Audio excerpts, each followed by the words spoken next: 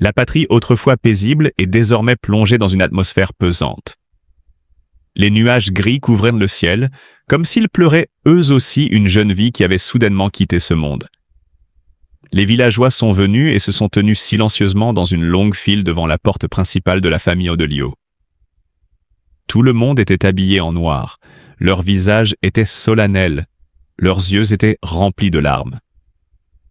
Personne n'aurait pu croire qu'un enfant aussi dynamique partirait si tôt. Dans la cour, un petit cercueil blanc a été soigneusement placé, entouré de lys blancs, une fleur symbolisant la pureté et la paix. Mais comment peut-il y avoir la paix? Comment la famille peut-elle accepter cette douloureuse vérité? Les larmes d'une mère, une douleur déchirante. Lio était assis immobile à côté du cercueil de son fils, ses mains tremblantes posées sur le couvercle en bois froid. Des larmes coulaient silencieusement des yeux rouges, imprégnant chaque grain de bois. « Mon enfant, pourquoi m'as-tu quitté ?» Lio s'étouffa en sanglots. Depuis qu'il a reçu la mauvaise nouvelle, Lio n'est plus lui-même. Elle est devenue émaciée en quelques jours, ses yeux étaient noirs à cause des nuits blanches passées à pleurer. Elle rêvait autrefois d'un avenir brillant pour son fils. Elle a un jour tenu son enfant dans ses bras et a promis de le protéger pour le reste de sa vie. Mais maintenant, cette promesse n'a plus de sens. Le père s'effondre devant la tombe de son petit-fils. Cris déchirant. La personne la plus douloureuse est le père de Lio. C'est un homme expérimenté qui a fait face à de nombreuses difficultés dans la vie. Mais jamais auparavant il ne s'était senti aussi impuissant que maintenant. Alors que le petit cercueil était transporté vers son lieu de repos final, il ne pouvait plus se contenir. Il s'est agenouillé, sanglotant comme un enfant. « Pourquoi mon petit-fils? Pourquoi Dieu est-il si injuste ?»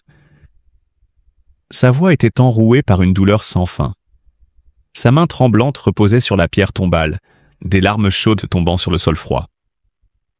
Son petit-fils, l'enfant qu'il aimait tant, repose désormais profondément sous terre. Lio serra son père dans ses bras. Le père et le fils ne pouvaient que pleurer de désespoir. Un ciel sombre, des adieux larmoyants.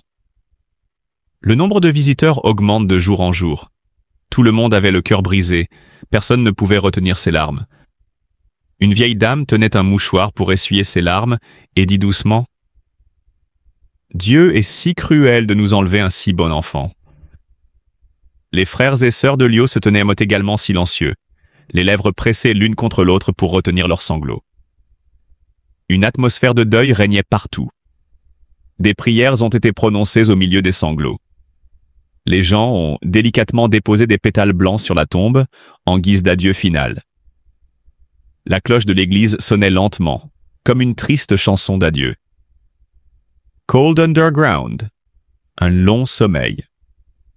Le sol a été remblayé, des pelletées de terre recouvrant le petit cercueil. Le père de Lio tremblait alors qu'il déposait une petite photo sur la tombe de son petit-fils. Sur la photo, le bébé sourit toujours joyeusement, les yeux brillants. Mais maintenant, ce sourire est devenu un souvenir. Lio s'est agenouillé et a délicatement déposé un ours en peluche que son fils avait adoré sur la pierre tombale. Un petit jouet, mais qui contient tellement de souvenirs. Je t'aime. Dors bien. La voix de Lio se brisa de larmes. Le père de Lio posa sa main sur l'épaule de sa fille, mais il pleurait aussi. Un homme fort toute sa vie s'est maintenant effondré devant cette douleur. Quelle douleur est plus grande que de devoir enterrer un enfant? Heavy Sky, la dernière promesse. Tout le monde quitta peu à peu le cimetière, mais le père de Lio resta debout devant la tombe de son petit-fils. Il regarda fixement l'inscription sur la pierre tombale. Un nom, une date de naissance et une date de décès. À ce moment-là, il réalisa qu'à partir de maintenant, il n'entendrait plus le rire de son petit-fils, ne plus voir l'enfant courir dans la cour. Il avait l'impression que son cœur était serré. « Mon petit-fils, dors bien, tu me manqueras toujours. » Le vent soufflait à travers les arbres, emportant avec lui les feuilles sèches qui tombaient. Le ciel semblait pleurer, chaque goutte de pluie tombait silencieusement sur la tombe. peu importe le temps qui passe, cette douleur ne disparaîtra jamais. Lio, sa famille et tous ceux qui l'aimaient se souviendront à jamais d'un ange qui a quitté ce monde trop tôt. Le beau-père du chanteur et acteur portugais est apparu aux funérailles de son fils après 10 ans de séparation, un moment émouvant rempli d'émotions mitigées. Son apparition a surpris beaucoup de gens, car depuis une décennie, les deux ne s'étaient pas revus, comme si le destin les avait poussés dans deux mondes complètement différents. Mais à la fin, bien que tardif, il était là au dernier moment pour dire au revoir. En entrant dans la maison funéraire, le beau-père s'est arrêté devant le cercueil, les yeux remplis de tristesse et remplis de tant de choses qu'il n'avait pas encore eu le temps de dire. Il regarda silencieusement le portrait de son fils, son vieux visage profondément ridé par des années de séparation. Tous ceux qui étaient morts présents ce jour-là pouvaient ressentir sa douleur silencieuse, celle d'un homme qui avait quitté la vie du fils qu'il aimait autrefois. Il y a 10 ans, en raison d'événements inévitables, ils se sont séparés, ont perdu contact et ne se sont plus rencontrés. Peut-être y avait-il entre eux des malentendus et des blessures émotionnelles qui ne pouvaient pas être facilement effacées. Mais à ce moment-là, toutes les contradictions semblaient dénuées de sens. Tout ce qui reste, c'est la perte, le regret et l'affection qui ne s'estompent jamais vraiment. Les membres de la famille, les amis et les collègues du défunt ont tous été stupéfaits par la scène.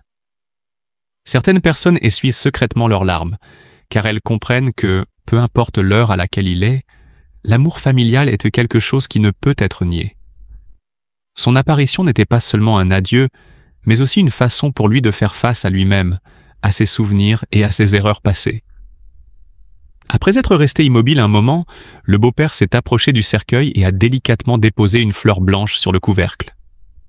Il murmura quelque chose, très doucement, juste assez pour que le défunt l'entende. Cela pourrait être des excuses, un au revoir ou simplement un sanglot impossible à exprimer. Après ce moment d'émotion, il est parti tranquillement, tout comme il avait disparu de la vie de son fils 10 ans auparavant. Mais cette fois, il n'est pas parti parce qu'il fuyait, mais parce qu'il avait fait ce qu'il fallait faire. Même s'il était tard, au moins il était là pour être témoin, pour dire au revoir et pour clore un chapitre de sa vie. L'histoire de son apparition aux funérailles s'est rapidement répandue, devenant l'un des moments les plus mémorables des funérailles. Ce n'est pas seulement une histoire de perte, mais aussi une leçon sur la famille, sur le pardon et sur la façon dont nous ne réalisons parfois la valeur d'une relation que lorsqu'il devient impossible de la maintenir. La nuit tombait, mais la chambre de Lio était toujours éclairée. Elle était assise là, regardant silencieusement par la fenêtre, ses yeux sans vie et sans vie. Le temps s'est arrêté depuis ce jour fatidique, le jour où sa vie s'est effondrée, le jour où son cœur a été déchiré en morceaux. Lio est une chanteuse et actrice talentueuse, une femme qui brille toujours sur scène. Mais aujourd'hui, elle n'est plus qu'une mère en deuil, brisée par une perte que rien ne peut combler. Quelle pitié! Bonheur de courte durée, tragédie prématurée. Lio était autrefois une étoile brillante. Elle s'est consacrée à l'art, mais son plus grand bonheur n'était pas la célébrité, mais son fils, le trésor le plus précieux de sa vie.